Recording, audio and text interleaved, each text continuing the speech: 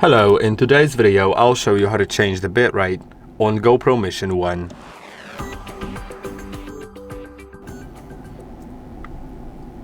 In order to change the bitrate, click on the name of the mode you're currently in on the bottom of the screen. Then scroll down until you find bit depth and bitrate. Bit depth is actually the color depth, which isn't the bitrate, but you can also adjust it here to 10-bit or 8-bit, and that is basically the encoding of the color, but you can change the bitrate to standard or high. The high one will increase the file size, but it will make the video quality higher because the videos are always compressed, and the high option will compress the video less so that it may